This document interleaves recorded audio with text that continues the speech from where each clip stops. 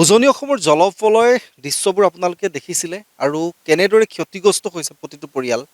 আমি বিভিন্ন প্ৰান্তত ঘূৰি আছোঁ। আমি কৈছোঁ ঘৰে ঘৰে গৈছোঁ কাৰোবাৰ। আমি ৰাজপথৰ দৃশ্য দেখুৱাইছোঁ। আমি কাৰোবাৰ চৌহদৰ দৃশ্য দেখুৱাইছোঁ, নামঘৰ, মন্দিৰ, মছজিদ সকলোৰ দৃশ্য আমি দেখুৱাইছোঁ। কেনেদৰে ক্ষতিগ্ৰস্ত হৈছে, কিমান পলস পৰিছে, কেনেদৰে মৃতদেহ উদ্ধাৰ হৈছে, কেনেদৰে জীৱকুল ইতিমধ্যে হাৰাশাস্তিত ভুগিব লগা হৈছে, খাদ্যৰ অভাৱত ভুগিব লগা হৈছে।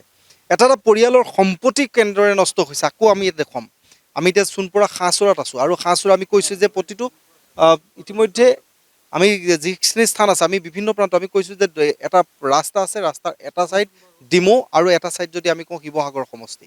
তো দুটা সমষ্টিৰ মাজত আমি এতিয়া কোনটো দিশেৰে যদি আপুনি এইটো পাৰে যদি চাই এটা নতুন দৃশ্য দেখিবলৈ পাব, য'ত ক্ষতিগ্ৰস্ত লোকৰ ভয়ংকৰ দৃশ্য, তেওঁলোকৰ সম্পত্তি একো নাথাকিলে। ঠিক আন এটা দিশেৰে যদি আপুনি আগুৱাই যায়, সেই আন এটা দিশতো আপুনি একেই পৰিৱেশে দেখিবলৈ পাব। ক'ৰবাত যদি মৃতদেহ উপঙিছে, ক'ৰবাত জীৱ জন্তুৰ মৃতদেহ উপঙি আছে। আৰু এই মুহূৰ্তত আমি দৃশ্য এটা দেখুৱাইছোঁ, এই এটা বাসগৃহৰ দৃশ্য। আৰু এই বাসগৃহটোত আপুনি যদি চাই কেনেদৰে সম্পত্তিসমূহ নষ্ট হ'ল, তেওঁলোকৰ ঘৰৰ প্ৰতিটো আচবাব কেনেদৰে ধ্বংস হ'ল। আৰু ঘৰখনৰ ভিতৰত এতিয়া একো নাই, ভিতৰখন কেৱল খালী, উদং হৈ আছে ভিতৰখন। আৰু বাহিৰত তেওঁলোকৰ যিবোৰ কষ্ট উপাৰ্জিত ধনেৰে এটা সপোনৰ ঘৰ, যিটো সকলোৱে জানে যে এখন ঘৰ সাজিবলৈ, এটা সম্পদ ল'বলৈ, এটা সামগ্ৰী ল'বৰ কাৰণে কিমান কষ্টৰ প্ৰয়োজন হয়। আমি তেওঁলোকৰ পৰিয়ালৰ এতিয়া লোক আছে, তেওঁলোকৰ সৈতে কথা পাতিম। কাৰণ সেই জলপলয় সময়ৰ যি দৃশ্যসমূহ কেনেদৰে দেখিছিলে, দাদা মই অকণমান আপোনাৰ ওচৰলৈ আহোঁ। ভয়ংকৰ ক্ষতিগ্ৰস্ত হৈছে আৰু হয় এইটো হয় ক্ষতিগ্ৰস্ত হয়তো চাগে আপোনালোকে কল্পনাও কৰা নাছিলে। কেনেদৰে ভয়ংকৰ দৃশ্য মানে দেখিলে? ক্ষতিগ্ৰস্ত বুলি ক'লে আপোনাক কি ক'ম আৰু একদম এটা মানে অবিস্মৰণীয়, মানে কোনোদিন ভবাই নাছিলোঁ মানে। ইয়াত 1991 চনত লাষ্ট হৈছিলে, তেতিয়া পানীটো কম আছে। কিন্তু এতিয়া এই বছৰ 2026 আমাৰ ইয়াততো জুলাই মাহৰ 20 তাৰিখে মানে সোমবাৰে ৰাতিপুৱা মৰ্ণিং 3টা বজাত আমি গম পালোঁ।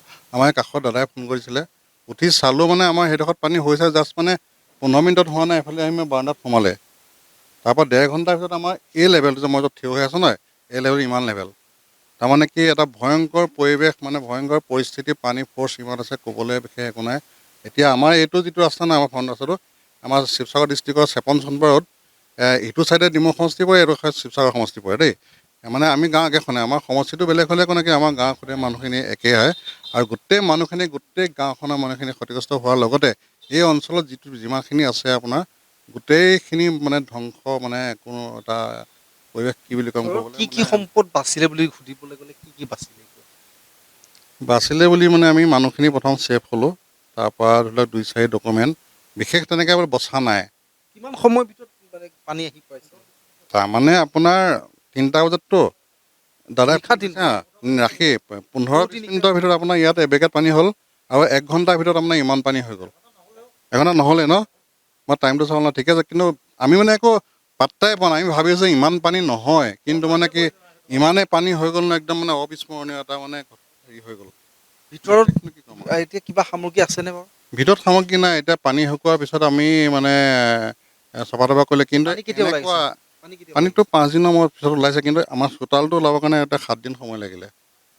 এতিয়া আমাৰ ভিতৰুৱা বস্তুখিনি বেছি লাগিছে ন, 7 দিন নহয়, বেছি হ'ব। আজিতো মানে 14 দিন ভৰি দিলে, তেতিয়াহ'লে মানে 11-12 দিন লাগি গৈছে সম্পূৰ্ণ পানী ওলাই যাওঁতে। এতিয়া কথা হ'ল মানে আমি ভিতৰত সোমাবলৈ মানে চফা কৰিবলৈ সাহস কৰা নাই, ইমানেই পলস, মানে বেছি নহয় ইমান, যদিও ঠায়ে ঠায়ে মানে এভাৰেজলি ইমান হেৰি।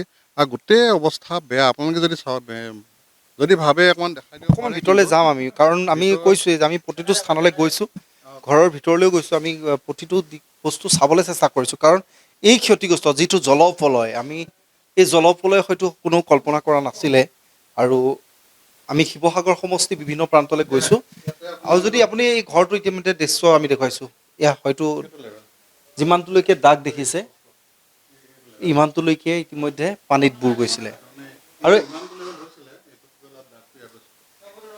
ইতিমধ্যে কৈছোঁ, এই ঘৰৰ ভিতৰ ইতিমধ্যে তেওঁলোকে আজিৰ দিনটোত পৰিষ্কাৰ কৰি কিছু সোমাব পৰা পৰিৱেশ সৃষ্টি কৰিছে, কিন্তু যিমান দূৰ যায় প্ৰতিটো সামগ্ৰী নষ্ট হৈছে। আমি কৈছোঁ যে প্ৰতিটো সামগ্ৰী নষ্ট হৈছে। এনেদৰে কাপোৰ কানি নষ্ট হৈছে।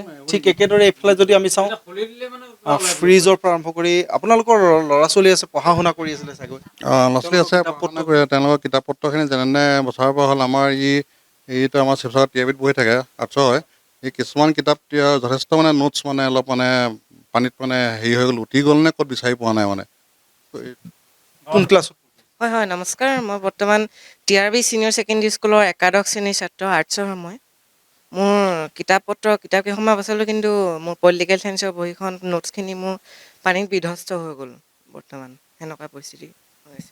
এয়াই ভয়ংকৰ ৰূপ আৰু এনেদৰেই নষ্ট হৈছে আৰু এনেদৰেই ক্ষতিগ্ৰস্ত হৈছে। আৰু আমি কৈছোঁ যে হয় এনেকুৱা দিন আৰু দুনাই নাহক, কিন্তু এইসকল লোক ইতিমধ্যে চৰকাৰ প্ৰশাসনৰ পৰা তেওঁলোকে কেনেদৰে সাহাৰ্য লাভ কৰিব সেয়া পৰৱৰ্তী সময়ত লক্ষণীয় হ'ব। কিন্তু এই মুহূৰ্তত যদি আমি কওঁ, বাহিৰে ভিতৰে যেনিয়ে চাই দুৰ্গন্ধময় এটা পৰিৱেশ সৃষ্টি হৈছে। কাৰণ যি পানী ওলাই গৈছে যদিও মানুহৰ দুৰ্দশা কমি যোৱা নাই বা হ্ৰাস পোৱা নাই। আৰু এনেদৰেই সামগ্ৰী নষ্ট হৈছে, এয়া ঘৰৰ ভিতৰৰ সামগ্ৰী তেওঁলোকে উলিয়াই পেলাই দিছে।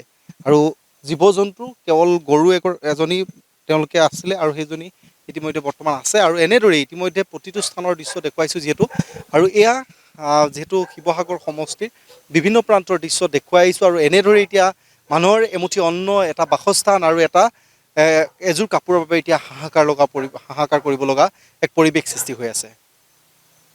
এইখিনিতে এটা কথা কওঁ মানে কি, এইখিনিতে এটা কথা কওঁ, আমাৰ চৰকাৰে যিখিনি পদক্ষেপ লৈছে আমি খুব মানে প্ৰশংসনীয়। প্লাছ মানে আমাৰ যিখিনি NGO প্লাছ মানে ব্যক্তিগতভাৱে যিখিনি ইয়াত সাহাৰ্য কৰিছে, আমি বস্তু পাইছোঁ, পানীকে আৰম্ভ কৰি বিভিন্ন খাদ্য বস্তু, সেইটো কিন্তু উল্লেখ কৰিবই লাগিব। কাৰণ মানে কি, আমি তেওঁলোকে নথকা হ'লে আমি সেইকেইদিন হয়তো ভোকত মানে আমাৰ অৱস্থা কিবা হ'লহেঁতেন।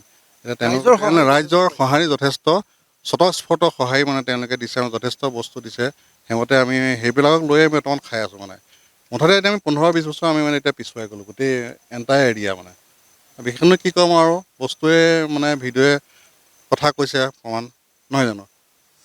আৰু আপোনালোকক মানে ধন্যবাদ দিছোঁ আহিলে যে মানে এনেকৈ ভিডিঅ'টো মানে লৈছে, সেইখিনি বহুত বহুত ধন্যবাদ থাকিলে দেই। যিকোনো খবৰৰ বাবে যোগাযোগ কৰক 9181 307 221 আমাৰ এই নম্বৰত।